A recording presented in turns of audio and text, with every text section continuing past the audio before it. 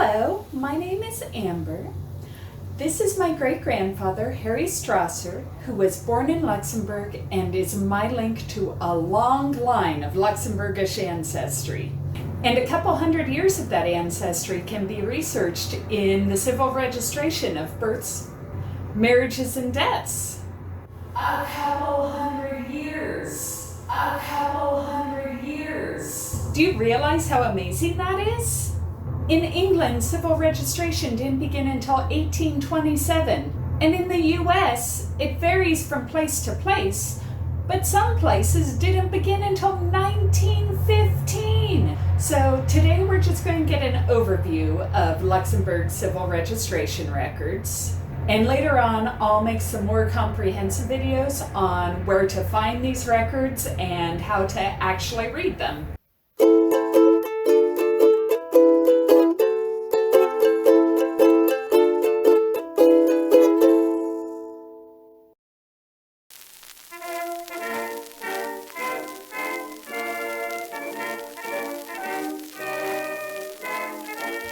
The year was 1797, and the French Revolution's reign of terror, during which Robespierre and the Committee of Public Safety executed thousands of people, was still very fresh in memory.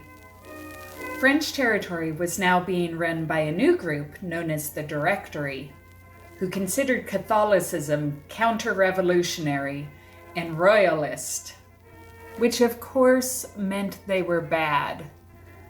Luxembourg, always very largely Catholic, had been conquered and annexed by revolutionary France 2 years before. Luxembourg, along with Belgium and part of what is today Germany, became the Département des Forêts. That means the Forest Department, after the beautiful Ardennes forest that runs through the area. Although Luxembourg had been handed back and forth among European royalty for centuries, it hadn't really affected how things were done. They just kept doing what they were doing. But this time it was different. As I have said before, Luxembourg was a very Catholic Grand Duchy. The French Revolution was determined to create a very secular government, not only in France itself, but in all of its provinces, including the Département des Forêts, or Luxembourg. Up to this point, civil registrations of births, marriages, and deaths were left up to the local parishes, and they were linked to the religious sacraments of baptism, marriage, and burial. Wait, burial isn't a sacrament. But now the French government said, "No, that isn't going to work anymore. Your registrations have to be performed by a civil registration officer, not a priest." I am so bad at accents.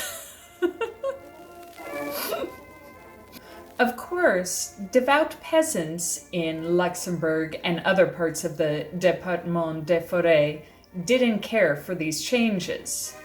And in 1798, a large number participated in a revolt against the French occupiers, known as the Peasants' War. But that's another story.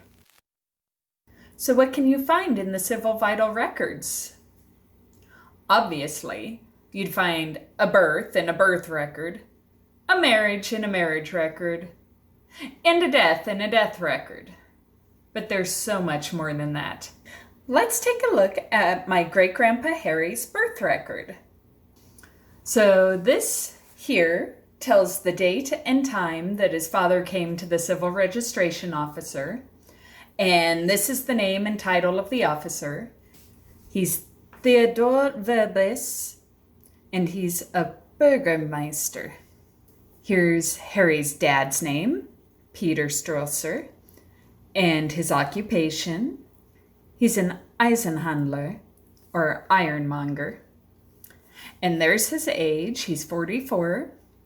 He's residing in Highspelt. He's reporting the birth of a male child, and here's where it tells where he was born and at what time.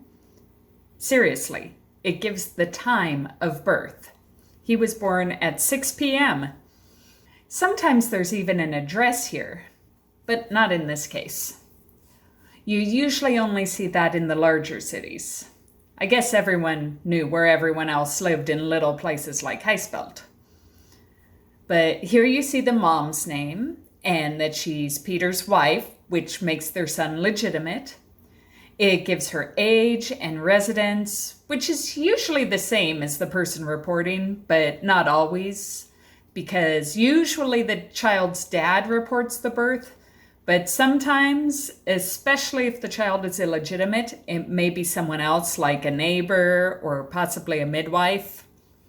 It also says here that she doesn't have an occupation, which is of course talking about a paid occupation. So basically she's a housewife.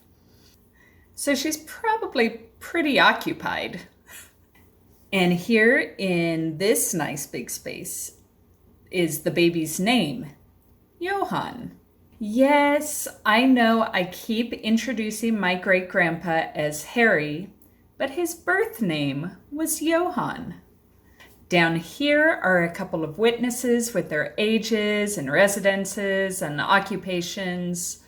These are probably friends or associates.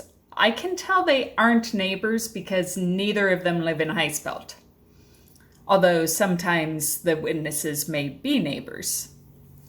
And down here at the very bottom are the signatures. This certificate is pretty typical of what you're likely to see on a civil birth certificate. You get the parents' names, their ages, where they live.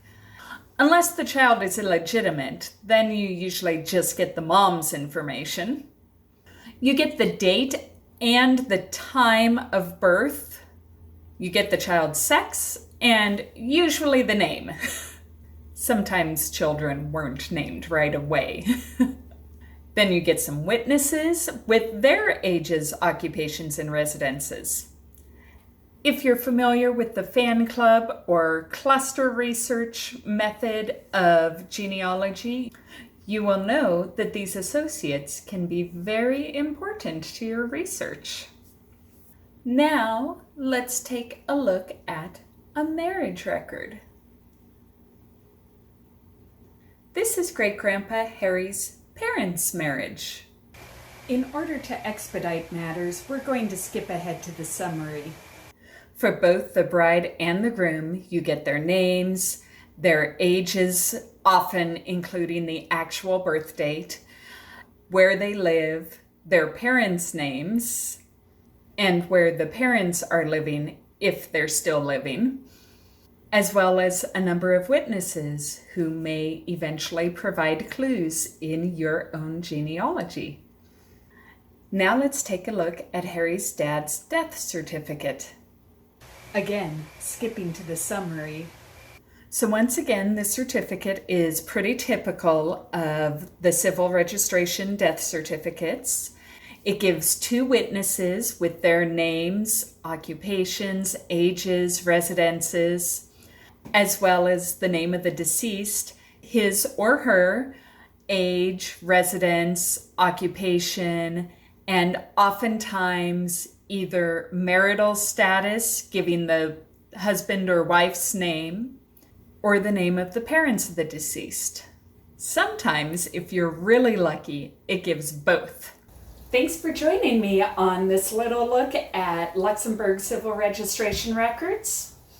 Stay tuned on this channel for more information on these records, as well as other things of genealogical interest. I am a family historian, a taphophile, and a history buff, so you will see all those three things on this channel. Bye!